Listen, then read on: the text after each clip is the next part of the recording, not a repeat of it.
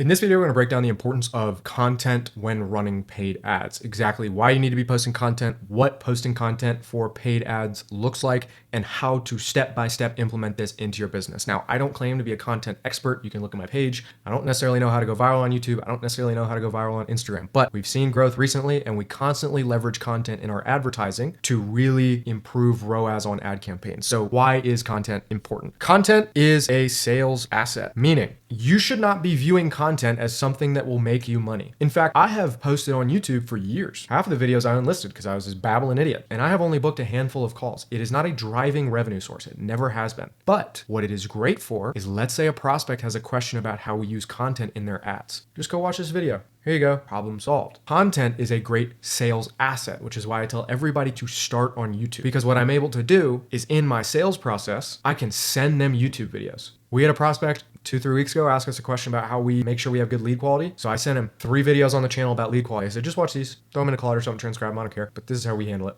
Versus typing up a response. Or let's say your salesperson has to answer that question. They're not as sophisticated of an operator as you, or they're not sophisticated as your fulfillment team. How are they supposed to answer it? They can't. They're going to say stuff that isn't true. So what do? They take a piece of content on your YouTube channel and they send it off as a sales asset. And this is why you should start with YouTube, and we'll get into the implementing later. But think of all of your content from day one as just a way to assist in the sales process. Don't look at content as a way to find clients, track clients, sell clients, close clients. I didn't start doing that consistently until about 2 weeks ago. So don't expect that. Treat content as a sales asset. And this is why it's so important, because it allows your salespeople to distribute information. It allows you to support your sales cycle, and it allows your prospects to really build a relationship with you. Because if you don't have anything and you're having somebody book a call and then they show up to that call and they don't know anything about you, maybe they got some emails, check out the show rate video on the channel. There's not as much trust as there could be. You're not showing who you are. You're not creating depth. And so that's why content is so important. It's why I've done it for 2 years now with barely any results from a monetary perspective, if you're counting direct bookings from content. Now, in terms of closing deals, fantastic. But in terms of bookings, no. Don't even let that enter your mind, because it ruins your perspective of it. So that's the first thing, is all content is a sales asset. And now, what does this look like? I sort of alluded to it. All you're going to do when you first get started with content and you're running paid ads, or let's say you're making content, but you're just now starting to run paid ads, is you need to start slipping in topics or creating videos on topics that assist in your sales cycle. So for example, if I all of a sudden start getting a ton of questions about lead quality and how we maintain lead quality, I'll make a video on it. If I start getting a ton of questions about, well, I've been burnt by other agencies, I'll make a video on it. In fact, it's why we got a video on the channel about how we make decisions as an agency. And if you're curious to learn how we work as an agency, you can click the link below, book a call to speak to myself or a member of the team. We'll be able to answer any questions that you have. But the key to this, again, is every video should be a topic that assists in the sales cycle. I do not care about discovery. If you want to make a discovery-based video, go for it. By all means, try. But that should be 1 out of every 4 videos, maybe 1 out of every 8. Because right now, all you're trying to do is assist in the sales cycle. That's it. The same thing goes for Instagram. Because if I'm running Facebook ads, I've got to have something going on my page. And so all I did was have one of my team members take those YouTube videos, chop them up into clips, and upload them on Instagram.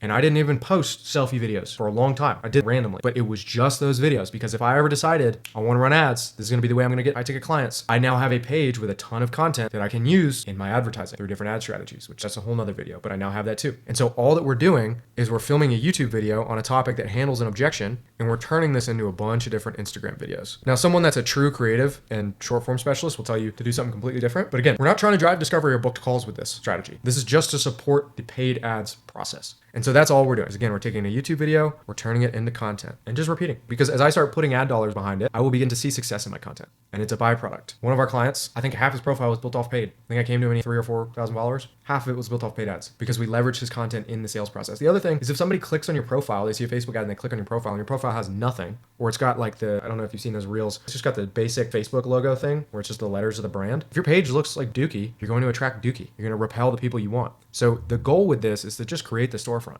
That's it. That's all we're doing. So again, YouTube videos that you repurpose into Instagram Reels, Shorts, TikToks, whatever it is. I really just stick to Instagram and YouTube. The other thing with YouTube is, if you do decide, it's a great way to repurpose into things like X, LinkedIn, etc. I don't really mess around with any of those platforms. I tried X for a bit. I actually closed a deal out of it, one of my first clients. But either way, I tried X for a bit. LinkedIn I had never really messed with from a posting perspective. But again, YouTube is a great content engine, because I can sit here, you can sit here and just talk. I don't really script these out. I just come up with a topic, give myself 3 pillars, and let it ride.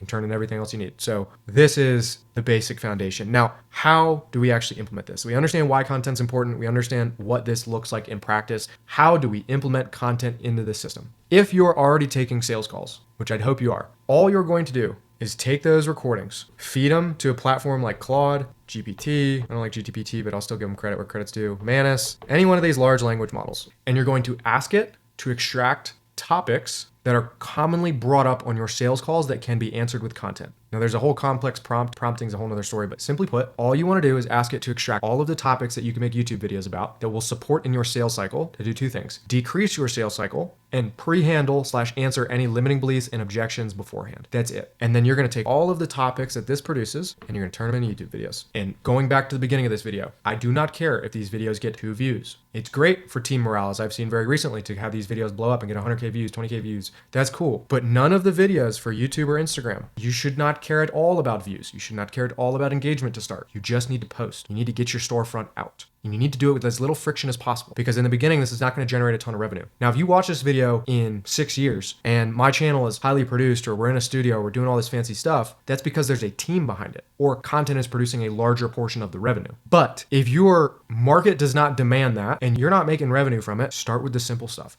Do these whiteboard videos, do simple mural boards, screen share an SOP. Keep it super low friction. It blows my mind that people overthink content and they just don't stay consistent and post into oblivion. It's very, very simple. The last thing I'll give you with the implementing that I see a lot of people mess up, because this is a relatively simple video, it's not that complex, is if I'm going to do anything discovery based. This is me speaking from about 3 weeks of experience of going relatively viral. So take it for what it is.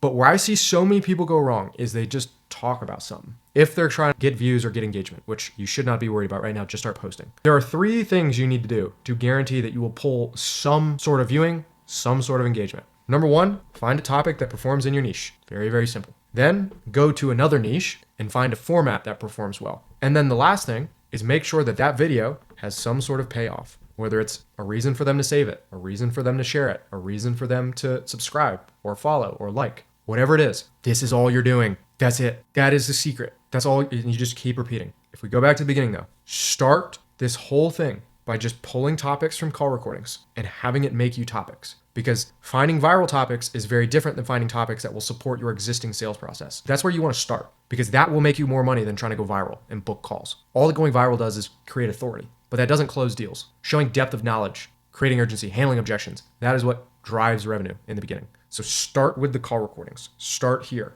Create a simple system like this. Have a team member set this up where you record a YouTube video and all the editing gets handled downstream. And then as soon as you've answered all the objections and your sales assets are getting used and you're getting good feedback, then start messing around with this. And like I said, this is something that we started 2-3 weeks ago. It's worked pretty well and it's not that complex. So I hope this video helps, guys. Again, I don't claim to be a content expert, but I do know how this works when it comes to paid advertising. If you like this video, if you want more content like this, drop a comment below, subscribe to the channel. Let me know what you want to see more of next, and I will see you in the next one.